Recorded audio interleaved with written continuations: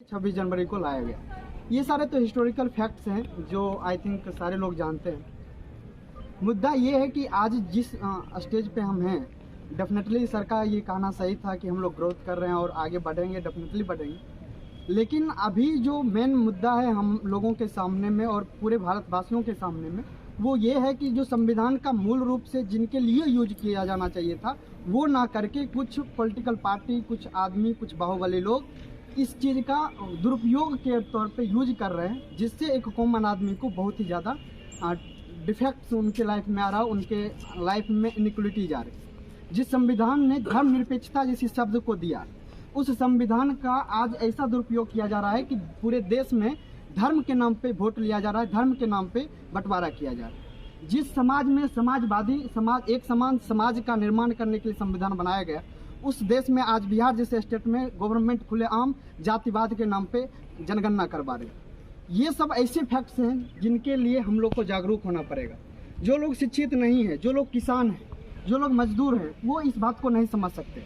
लेकिन एक छात्र, वो चाहे इंजीनियरिंग का हो, IAS कर रहा हो, IPS कुछ भी कर रहा हो, स्टूडेंट के लाइफ में एजुकेशन से जुड़ा हुआ हर एक फैक्ट्स उसके पास होता है। और इस फैक्ट्स का, जैसे सर ने कहा, यदि आपके पास जागरूकता है, हंस वाणी सरस्वती का दया है, तो फिर आप इस चीज़ को एनालाइज कर सकते हैं कि क्या सही है और क्या गलत है। और ये मेरा दायित्व बनता है, इस पूरे कम्युनिटी का दायित्व बनता है, एजुकेशन डिपार्टमेंट का दायित्व बनता है कि हम पूरे समाज को जागरूक करें कि आपके साथ क्या गलत हो रहा है, क्या सही हो रहा है। दुर्भाग्य ये नहीं है कि हमारे देश के पॉलिटिकल या हमारे देश के जो गलत तौर पे इस संविधान के जो लागू कर रहे हैं उनकी कमी है, जागरूकता की कमी है। सबसे बड़ी बात ये, जिस दिन हम जागरूक हो जाएंगे, जैसे हम देश को आज़ाद करवाने के लिए, संविधान को बनाने के लिए एकजुट होकर पूरे देश को एक किए और एक मार्ग पर लेके चले, उसी तरह से आज पुनः फिर जागरूक होने की ज़रूरत है, ताकि सत्ता पे जो हैं, जो सत्ता को संचालित कर रहे हैं, जो संविधान को लागू कर रहे हैं, संविधान का उपयोग कर रहे हैं, वो सही से कर सकें। और इसके लिए हम लोगों का सबसे ज़्यादा जिम्मेदारी है, क्योंकि हम लोग इस चीज़ को समझ सकते हैं। एक आज देश में तो बहुत सारे पार्ट्स हैं, बहुत सारे नीचे दबके के लोग हैं, जिसमें मजदूर, किसान, ये सब आते हैं। हमारा जो संविधान बना था और हमारा जो देश आज़ाद हुआ था, उस टाइम से लेके आज तक भी सबसे ज़्यादा कम्युनिटी किसी चीज़ का है, किसी कम्युनिटी का जनसंख्या है, तो वो है किसान का। जिस टाइम देश आज़ाद हुआ था 85 से 90% लोग किसान हुआ करते थे, और आज भी देश में लगभग 60% किसान। इसमें हिंदू भी हैं, मुस्लिम भी हैं, सिख भी, ईसाई भी हैं, ब्राह्मण भी है, क्षत्रिय है, वैश्य है, शूद्र है, सब कुछ है। 100 में से 60 हैं हम भारतीय किसान हैं, फिर भी हम भारतीय किसान। और ये किसान की ये स्थिति है कि इनके पास इतना पावर है कि पूरी दुनिया को कुछ रुपयों में पूरा जिंदगी खाने के लिए भरपूर पेट देते हैं।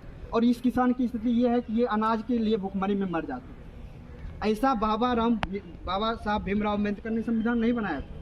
उन्होंने ऐसा संविधान बनाया था कि आज आने वाले 50 साल में हमारे देश का किसान हमारे देश पे राज करते, और वो उनको पता होता कि एक गरीब और एक किसान, एक मजदूर की क्या स्थिति होता है, और वही इस चीज़ को समझ भी सकते थे और यही इस चीज़ को सही से संचालित भी कर सकते थे। लेकिन आज ऐसा नहीं हो रहा है।